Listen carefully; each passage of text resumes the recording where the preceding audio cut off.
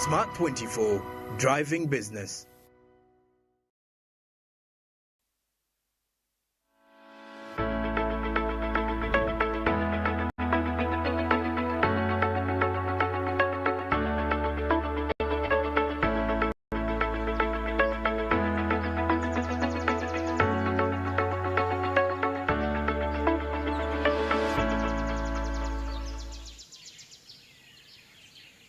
We'll be back from the break in just 23 minutes to the top of the hour, that is of 10 a.m. This is Smart Means Business. I'm Andrew Barige, and this is our business insight. Like I told you, in a brazen cyber attack, the Bank of Uganda recently suffered a financial breach that resulted into a loss of 16 million United States dollars. Now, the attack has raised a significant concerns about the robustness of cybersecurity measures that is within the country's financial systems, and highlighting a critical vulnerability, most especially in protecting what we call the digital transactions. But of course, the cyber attack specifically targeted the Bank of Uganda's electronic funds transfer systems, a crucial mechanism for transferring large sums of money, and reports indicate that the hackers exploited systematic weaknesses, enabling them to siphon off the funds undetected for a significant period.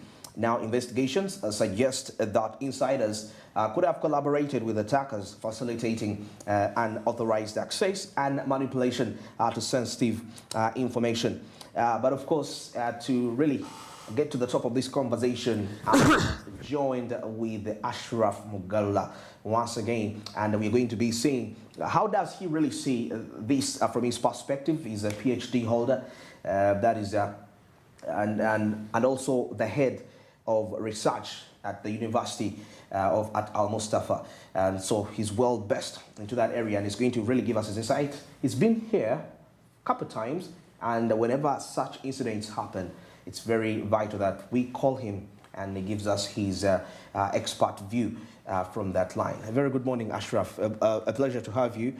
I know it's been quite a tricky morning on your side, but I'm glad that you've finally made it here. Now, considering what really happened recently, based on your opinion, how do you assess the nature of cyber attacks that are currently targeting financial institutions, particularly in Africa? Yeah, Andrew, thank you so much. Yeah, it is a pleasure to be here again to speak to people. And yeah, you have done some good work. We have taken long without meeting. That's good. But one of the challenges, of course, before we got over this and this, you know, you saw sometimes, I thought you were calling me, we discussed about the landslides in Bulambuli. That one actually. but that's okay. So I joined you, as I know you already condoled with those people. So I joined you and then our family at Smart 24 TV and the Ugandans at large to send condolences to the people in Bulambuli that have lost their loved ones, their in-laws, who are still struggling for their lives in the hospitals. And for all those people that have extended rescue missions and other things, amid these other challenges, but we hope that all goes well. Yes. So going into the topical discussion is that there are a lot of challenges surrounded with these things, because you saw how the incidents began. Where I was somewhere, then I saw news, 500 million fake 500 million fake notes in the bank, post bank. Exactly. Immediately, these ones, the security people ran with 1 billion from the van. Exactly. Then from there, within the same week, and then they tell us that we are not seeing that is really at the back of all same week. Then 60 billion money disappears from the account. A lot of things. Then the same week, Standard Chartered Bank is preparing to exit the market. Exactly. So a lot of things are going in, and then you may find out that we need to have some conversations about them. But then let us stick to what we want. So, because yesterday you saw some people have been pressurizing the Bank of Uganda too, because when the incident happened, it seemed very normal. No the PROs never made anything. The deputy, because we know the Bank of Uganda doesn't have the governor. The governor, exactly. Yeah. So Dr. Imandi Atintigo, the deputy executive director, the deputy bank governor, yesterday was making some statements. Yes. And then you find out a lot of things were there. But one, we need to understand that Andrew, the thieves or robbery has changed. If robbery is taking place nowadays, people don't need to be equipped with guns. Sophisticated weapons. With sophisticated weapons, making masculines. Yes. Now people are investing in technology, because technology you steal even when you are in your home. In your home. You are in bed sleeping, but you are stealing money. But so that's one of the things that we need to understand, that we need to move with the current dynamics. But then, to go to straight to the point is that we need to call a spade, and then we call sand. If there is jam, we say there is jam. If there is something good, we say this. The question is, we know very well that the policies are there, the process that talk about how do we get loans, how do we pay them. The money didn't just end up where it ended, but the money went through different channels. And by the time somebody, we know, yes, we are in the digital process where nowadays money is just approved by a button. Somebody says, for example, there's somewhere where you know that the person, Andrew, who is processing the money will make a requisition. They take to the account assistant. The account assistant will review, take to maybe if an accountant is there, or maybe finance and administration. Then there maybe if we have a project coordinator, you also review. These are all checks. Then maybe program manager, maybe then the director, and then the principal. And then if the money is funded by donors, there is also a channel for the donors to also review. And then before the bursar or before the accountant places the button, pay. The button, okay. That is also, those are all what we call internal controls checks to see that there are standards that are followed in the financial requisitions and then other things. Yes. Because the little information I have in my own understanding is that the Bank of Uganda cannot pay any money without some prior approval from the Ministry of Finance, Development and Economic Planning. Yes. Because that's where the money is there, especially this huge, because there are standards that for this amount of money, Andrew can approve. This amount? For this amount of money, the project coordinator can approve. Beyond these 10 million, it is the director, it is the program manager, it is this, you get. Yes. Now, the question is, when such situations started coming, some of us nowadays, because the fact is that we are fighting with fake information, disinformation, fake news, and a lot of things. So I took efforts and I was verifying, because I first saw Sylvia Ruhanga, NTV, tweeting. Then I also saw somewhere, then I had to start texting people in video. You were wondering what is happening? You have tweeted this in inbox. They say, yes, information is coming in. And as a journalist who is a professional, you cannot just move and then put information there. So the question is, it took some good time for the Bank of Uganda to make a statement. Actually, it's like Ugandans were begging them. Okay. And because, of course, when people start asking this question, they're asking because this is their taxpayers' money. They are paying a debt. And the debt is not chopped from individual, their own personal money. It is a collective consolidated fund of the people of Uganda where we are coming in there. But then the question is, the transaction, they acknowledge. They acknowledge. The money was being paid to a debt to the company, to the African Development Bank, and then the Chinese money, people get lenders money. Exactly. How does the money end up in the hands of one money? Some money went to UK. That's according to the statement of the deputy governor. Then another money went in China, and then they saying the UK government has cooperated and they have recovered so far $80 million. 80 US million dollars. That's what he tweeted. They tweeted yesterday, the Bank of Uganda. Then they are saying that the frauders, the government of China has refused to cooperate with Uganda. Yes. And then they make a statement that the money, that the Bank of Uganda never initiated any Any transaction. Any transaction. That's what they, on their own twist, they have indicated they have not initiated it. The question is, who initiated the money? Okay. If I did not initiate a conversation, if Andrew did not initiate a talk show about this, how do I end up in the studio, of our families like Smart 24? How do I end up here? How do I end up talking about, actually, how do I end up in the studio speaking about sports? Because I usually follow, we have a program for sports here. Sports, yes. How do I end up in the studio for sports? Yet I'm not supposed to be talking about sports. About sports, yes. And then later, they tell me to leave and I go where I'm supposed to go. Then I stop. They say, I'm not cooperating. That's why the talk show is not moving, because we have unintended visitor in the room and he has refused to go. Yes, yes, Professor. So what we are, that's the problem. That's me where I found the problem. Because me, I honestly believe there are people internally that conspired internally to divert this money deliberately. That's what me. Because the Bank of Uganda said they are investigating with the criminal intelligence, the CID department, and all other security organs. Agents, yeah.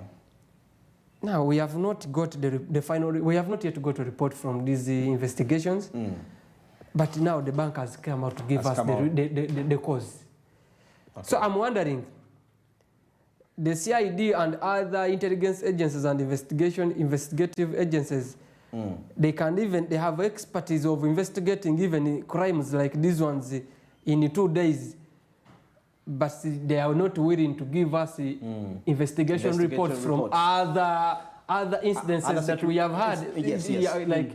Because I'm wondering if it means that what they are giving us, it is a report coming from the investigation they launched. So they launched an investigation on Monday.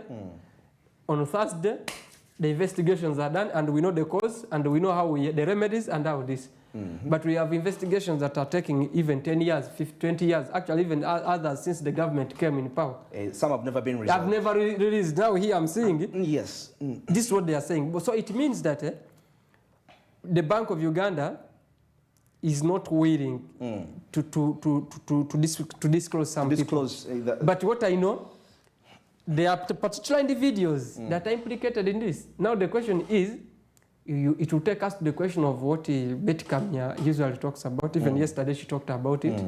About the other day they were launching the Equal Opportunities Commission report. And then the other day about the philosopher yesterday about the anti-corruption coalition talking about corruption issues. Yes. And her question is consistent. Smaller fish, big fish. Big fish. Yes, you're right. And then the issue is, the question is always for Ugandans, why are you always rushing? Why do you always make decisions to go for the smaller fish? Okay. And yet, there is evidence of the big fish. We saw in the Mababati saga here, they went for the smaller fish and they left the big water. The big fish. But evidence was compelling. On the side of the big fish. On the side of the big fish. Yes. Recently, you had here, you have heard about yesterday, you saw, I know the other day, Wednesday, the Equal Policy Commission, people are saying, we know what all other people earn. The Equal Policy Commission has told us, these ones earn this, but the Equal Policy Commission is quiet. How much do each and everybody earn at Parliament? The Attorney General, backing up with the Speaker of Parliament, the Right Honourable Speaker Netanyahu Among, they said that the Equal Opportunities Commission, they will be extending their powers beyond their work. Okay. That it is none of their business to see how Parliament runs, how workers are recruited at the Parliament, which regions do they come from, what is their qualification, what is the gender there, how many men and women, their level of education, how much salaries, allowances. They said that. And I was wondering, if Parliament, what is it? Me, if I don't have any problem, why don't I allow Andrew to come and visit me at my home? Exactly. Why do you say, no, Andrew, we can only meet at Kingdom, or we only meet at TV? I'm sick, but you can only see me when I'm healed. You can't come and see me in the hospital. Don't come. Yes. Me, there is a problem. To me, there is a problem. And these are the things we are all talking about. Okay. The most important thing, they are line managers, directors there in the ministry who manage the debts. True. There is a debt director. There is a person who manages, specifically who manages debts that Uganda borrows. Yes. That there is no debt that can be paid to the creditor. Yes. Without the approval, the prior approval of the debt, the director in the Bank of Uganda. Then what does he have to say? Okay. Then if the problem is that the bank is denying that the transaction was not initiated by its staff, then the question is, don't we have the IT manager, the director for ICT? They do exist. They are there. Is there? Don't we have the compliance officers? They are there. Yes, if our system can be hacked, do we still deem the IT policy very important? Then it means that, for example, if a law is weak, it can't fight what we are fighting. That it means that law is no longer now relevant. We need to get either another law or we need to get another way of doing things. So if our system can be hacked like that, and then money goes away. Yes.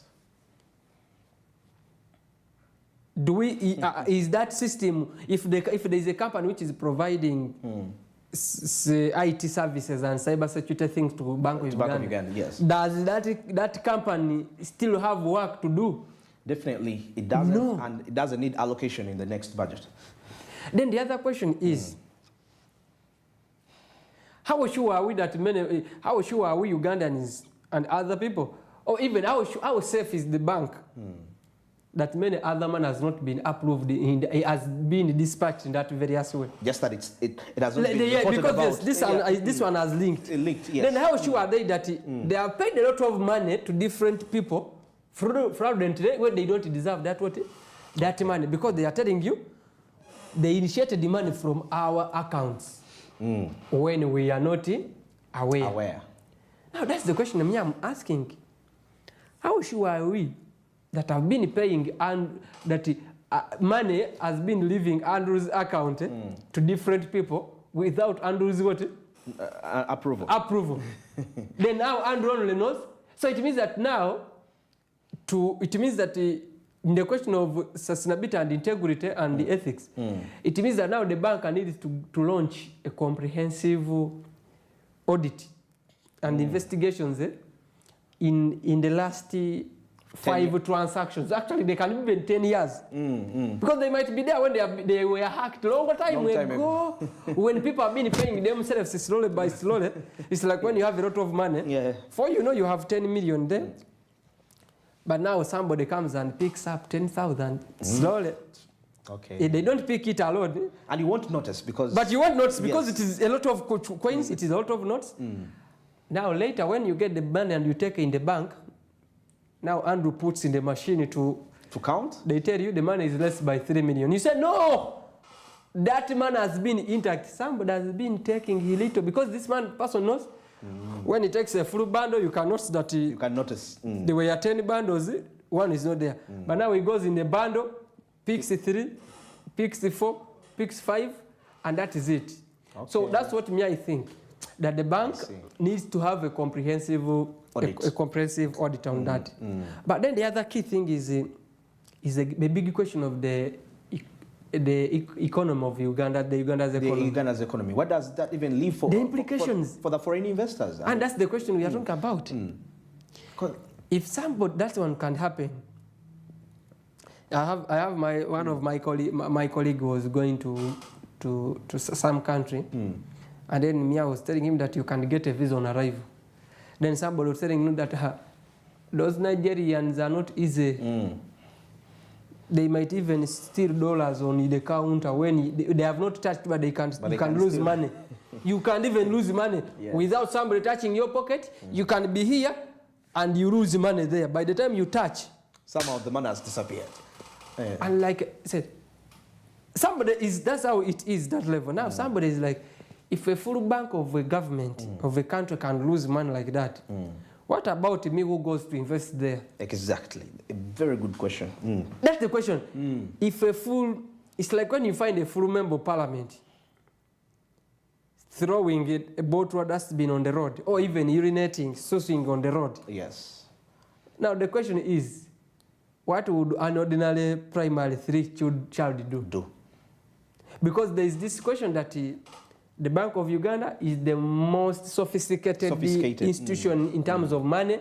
It has all security protocols. It has all security protocols. Yeah. It has anything you deem to be so good in terms of security. Either human security, either actually it is near to the president and the State House. Because when you go to Nakasero, you know the gates. Exactly. When you go to Entebbe, you know the gates. Now it's the same thing. Even if you go to the Bank of Uganda, you know the different gates. The different gates, yeah.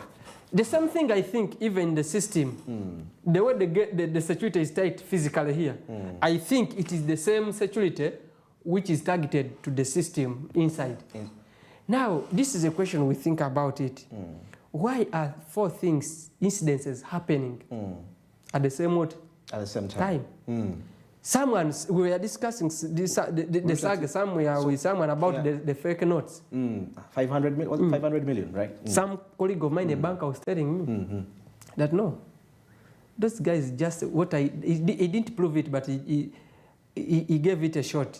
That those guys, they might have got fake money. They reconciled the collecting notes. Okay. And then they balanced. Now, in the process of taking where they put them, they fixed. They knew we shall remove this, and then we replace with this. Okay. That's how it ended. Because the question is, Andrew, 500 million fake notes. When I go to the bank, to the counter, there is a machine which detects exactly whether my note is fake or not fake. So it means that the note is supposed to be rejected at the counter, the teller. Now you're telling me this money came skipped the teller, and it went and you find it there vault in the vaults where you keep the money. It beats the common sense. Though common sense is not common to everybody, but it beats me. Honestly. How dry can I'm supposed to be in the studio? I end up in the production room. And then I start producing nude videos and pictures. And then he said, no, the visitor came. Ashraf was supposed to be the outside, but he came here. The question is, I cannot access that room because I don't have a thumbprint. It is only a staff whose thumbprint, whose fingerprint was captured that can only open that. Because the only way to open that is by a fingerprint or by a card, or by the way you installed it. It means that without those things, I can stand there and I can never access this word. Very true. By the time I access this place, there might be someone who has opened for me through fingerprint or a card, or I must have had more sophisticated security that had to disorganize that and move that. Move that. But now you start asking yourself,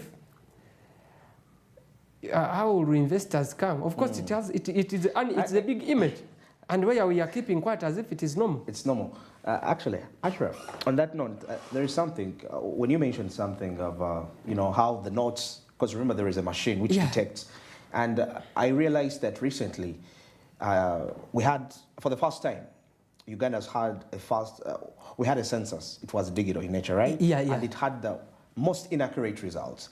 Now, pointing us back to the Bank of Uganda incidents hacked, then what is the actual question that we should be asking ourselves? You highlighted on the national IT policy. So, because we anticipate, at least if we had a census and we see that the outcome seems much better than the previous years, so that means the digital is the way to go. How can banknotes end up in, fake notes end up into a vault? So, should we say the machines, the inspections, literally the entire ecosystem should be actually put down to the ground and built from scratch? Of course, that's the if we talk in that context, then Andrew, this is what it is meaning that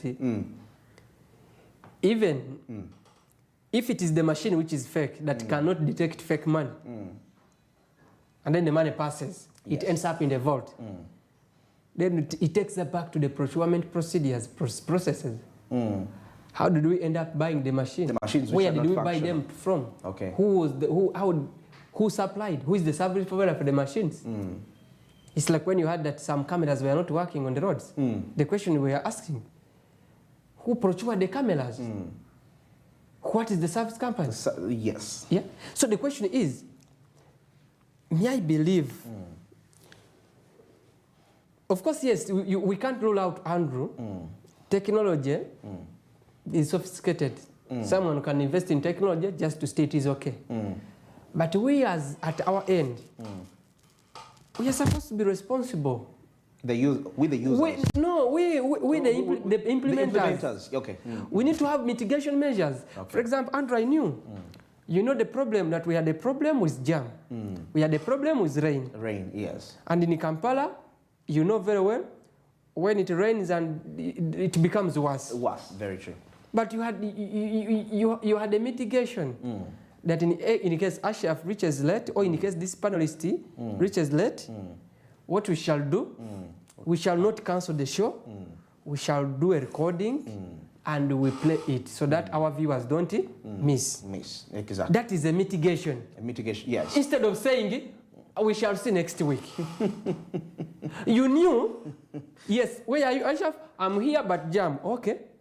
In case we miss time, we shall do this. Oh, in case we miss the first 30 minutes, I'm going to request to the manager and the production team, extra. We add extra minutes. Are you okay? Yes. You can't just say, now let us end here because of this. No. You know this can happen and these are the consequences. These are the consequences. So yes, we should know that, okay, hackers are everywhere. Even our phones are hacked everywhere. Exactly. Yeah, true. Now, what do? You don't tap on, and we'll tell you, Ashraf, don't tap on each and every link which is shared in the WhatsApp group. Yes. No, don't tap. Now, that is a mitigation. Andrew has told me to overcome that. Exactly. Now, what are the different ways in the process? Because what beats my understanding, and which I believe even yours and other colleagues and other Ugandans, yes, is the fact to acknowledge that you were paying money a date. A date, exactly. And you acknowledge it where it was going. Very true. But you say you never initiated that. That money. Where are you paying again? Those are two different things, Andrew. Yeah, true. I was sending money to Andrew. You acknowledge on which number? Airtel. But the money ended up on Doreen's account. But Doreen has refused to cooperate to send the money back, so that I sent to the right what? To the right account. person. Yes. And then later I said, I never initiated the money. It beats my understanding. It's very good. You acknowledge you were paying Andrew money, rent. But money ended up on another account. Later you said, but you never initiated the money. What were you paying again?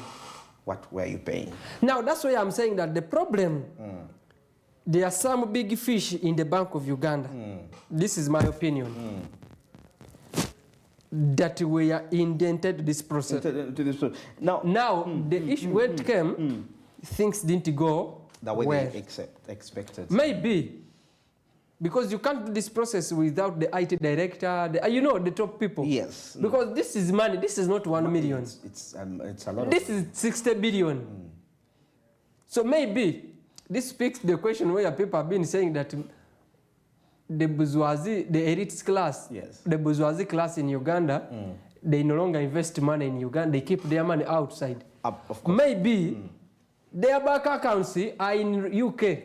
And we are sending money in UK and China, and this is where they are. Okay. But the question of the policy is okay, because the policy is there. We just maybe need to have an amendment of the national maybe IT policy, or maybe the banker policy, or maybe the banker transaction policies. That is there. But even if we have good policies, because you know, Andrew, Uganda has the best laws. We have the best laws. The best laws. But implementation. Implementation. So the problem is, even the people who are in these positions are what? Okay, or maybe... We need to check ourselves. There is a lot of minds... no, not even mindset. It is a question of individuals, me. Like, for example, Andrew. I'm on the line, you know, self-service. Self-service means... You come, you pick what you can finish. Exactly. Actually, if you finish, they cannot even stop you from coming and pick more. Pick again, yeah. It is self-service. You've ever been at a function and you see somebody picks a heap of food like this? Even in a conference. That person eats 3 forks, spoons, leaves the food there. And then people have missed food. Is that a question of a policy? Do we need a policy to regulate the amount of food you take? No, that's now Don't ethics. you understand the meaning of self-service, that when you pick what you can, then when you need more piece of chicken, you can even come and pick. If you want more beer, you can pick. Do you need to pick 5 bottles at once and you move with them and then someone misses? It's not necessary. It's not necessary. That is not a question of the policy. It's not a question of the food is not enough. It is self-efficiency. Ethics. Now, that self-efficiency is the same thing that transforms into the offices when we get these offices. Okay. So that's the root. Yes, that's the root cause. And whenever, now let me tell you this, let me give you this fast. Whenever you go to, because you're a public figure, whenever you go to these functions, to do live coverages, to do functions, etc. interviews, even if you go to public, especially you be keen to people who do those things. Be keen to them. Yes. And then you start following up, where do they work? Where do they? You will see. I love that. Now, Professor, now on from a broader perspective, what would be the long-term impact of such incidents on public trust, most especially when it comes to financial institutions? I don't want to believe that maybe the recent exit of the bank could have been as a result of this incident. I don't want to believe it that way. Should I say that if the Bank of Uganda incident didn't happen, we wouldn't see this other development? But I'm assuming we could relate. Of course, Andrew, you can't rule them out. Yeah. Reason is these instances, like I told you, they came in a chronological order, as if they were pre-organized. Pre-organized, yes. We have 500 banknotes in the post bank. Then the security people run with 1 billion. Yes. And then the scandal comes, and then we have the Standard Chartered Bank. Of course, the Standard Chartered Bank, they're telling us that they want to focus on the global, And Uganda doesn't seem to be that it can fulfill their goals. Their goals, so they want now to manage the globe. But the question is not about that. They only chose some few countries. Why are they? Why do they want to leave? I saw, is it Botswana? Yeah, Botswana. Is it us and Zimbabwe? Only 3 or 4 countries. If you are to review the economies of those countries. And that's that's why I was going to tell you. When you go in those countries and look about their inflation rate, you saw how their currency and everything, they're not doing well. Very true. So the question moves beyond that we want to focus on the global. If we want to focus on the global, you would exit the African economies, and even other continents. You exit, and then you manage your so-called Europe and the other things. But the States. But what I think is that when 2 things happen, or when many things happen, but in the same sector, there is what we call coincidence.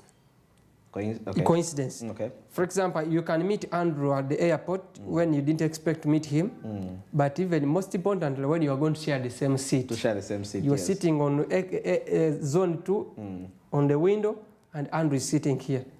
You never say that, let us book the same plane, let us book the same seats, but we find there. But you cannot rule it out that you end up in the same destination as your final destination. Definitely, you'll end up in the same.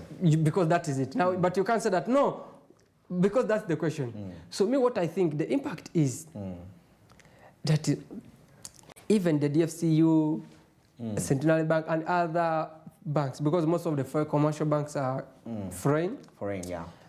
They start asking the same if the Bank of Uganda can be done that, what about us? Exactly. Do we still need to add more investment, or we need to reduce? Now, they may be thinking of opening up other branches in other countries instead of, now they say, oh, instead of increasing the 10 branches that we had proposed in Uganda, I think, Andrew, what we can do, let us go to Kenya. Kenya. Now we are losing jobs. People are losing jobs. Yes, we are losing investments. We are losing cooperation. We are losing a lot of things. Because the banks don't only give us loans to people and the bank, but they employ Ugandans. They employ many people. They even do social corporate responsibility. They do a lot of things. Yes. So it means that we are losing skills. They give scholarship to our students. They give scholarship to Ugandans. They have projects. Entrepreneurship, capacity building, a lot of things. So it means that we are losing a lot of things. But most importantly, is our name as a country at the international at the international space. Because remember, sometimes I usually tell my friends that when I move outside Uganda, even before you ask me, before you ask me, I'm the first person to tell you, I come from Kampala, but I'm not born in Kampala. I come from Mayuge. I studied from Mayuge. I do this. But in Uganda, we have very many things. Yeah. We have the source of the Nile. And then someone says, hey, the one who John Speak discovered. They say, no, he didn't discover. That's why we want you to come and you see it. You say,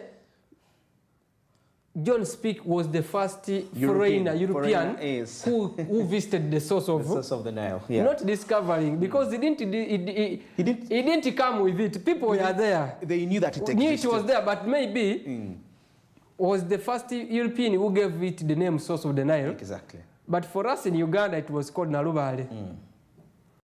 Muitanzige, Alec Albert. So you see, you didn't discover. You didn't. You are the first person who brought a new name. From another country. Yeah. So we have the source of the Nile, we have Nalubale, we have Jagali Falls, we have the Sipi Falls, we have Action Falls. We have a lot of beautiful sceneries. That's what I do. Then somebody was telling me that then you need to be a brand ambassador, you need to be a tourism ambassador. I said, how do you become a tourism ambassador? He said, they are there. I said, no.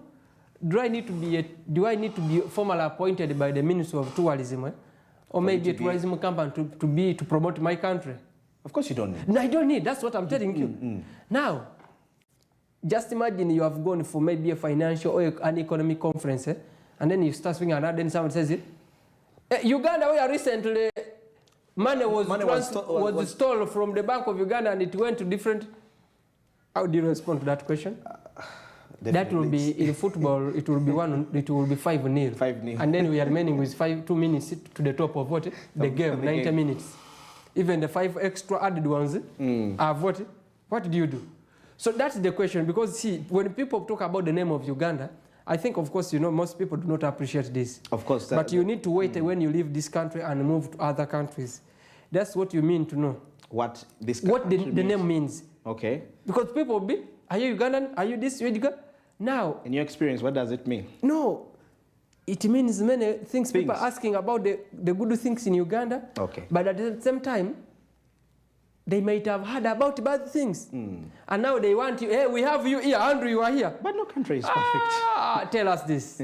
Yes. Of course, the debate is, Amini, do this, chase the Indians. Of course, no country is perfect, but we need to do the fact that we should do our best to be perfect. Of course, because the goal is to be perfect. Yes, that's the goal. That's the goal. So then the other thing is the question of this, because now you see, we have the Minister of Investment, where we have the NITE as the Minister for Investment. Then we have the Investors Protection Unity. Then a lot of things there. And you see, every time we are calling up investors to come. Every time you see, the president is inviting and is meeting investors from the Gulf, Arab, Saudi Arabia, this one's. And the question is that you come in Uganda, we have policies, our investment policies are good. So what you do, you come and we invest. We invest. No one will come and invest where money is going to do it. It's going to be stolen. So, and this is a larger question we are speaking about in the context. It will affect the employment of the people, infrastructure development, because investment comes with a lot of what? A lot of things, roads, hospitals, schools, and also academies. And I also worry for Ugandans that are IT technicians and they have the urge to work abroad. And that's what I'm telling you. They'll tell you, these ones who transact money out of this, you can't, no.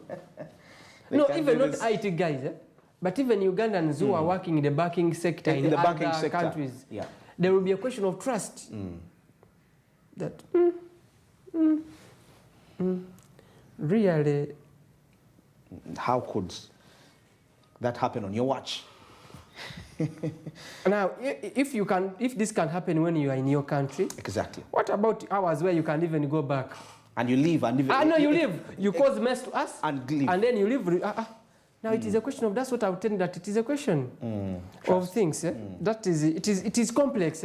Very complicated. And I think the bank officials should take the necessary steps to give Ugandans a compelling and convincing statement about this.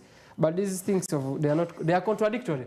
Okay. We are paying a loan, and then the loan went somewhere, and these ones have cooperated to bring back, and the money we have refunded so far $80 million. These ones have failed to cooperate. The question is, which measures are there under the international understanding? If they are not cooperating, are we going to leave them with the money? That's the question. Of course, no. Are we going to leave them with the money? We're not supposed to leave them yes. with the money. Yes. Because these ones have cooperated, and the money is back. It's back. What is stopping these ones to cooperate? Why are they not cooperating? Well, very interesting. It's been a very, very, very amazing discussion. I've been with Ashraf Mugalla. He's a professor. Professor Ashraf Mugalla is a head of research at Al Mustafa University, and he has a PhD in social transformation, and lots of aspects. And he's going to be expecting on quite a number of times here when such major events happen, as he shares his particular expertise. Well, thanks for being a part of today's edition of Smart Means Business. I've been Andrew Barije, your host, all the way from 7 a.m. To this particular time, and wishing you a very happy weekend. Go be productive. Think, well, how best can you strategize to execute the coming week? And I know definitely it's a festive season mode. Every person, when you go to town, everywhere, it's the whole talk of the day. But don't forget, as much as the excitement comes in, we need to be prepared. We're not certain of what the economic future is for this country. I guess we should worry at some point. Till Monday, good morning.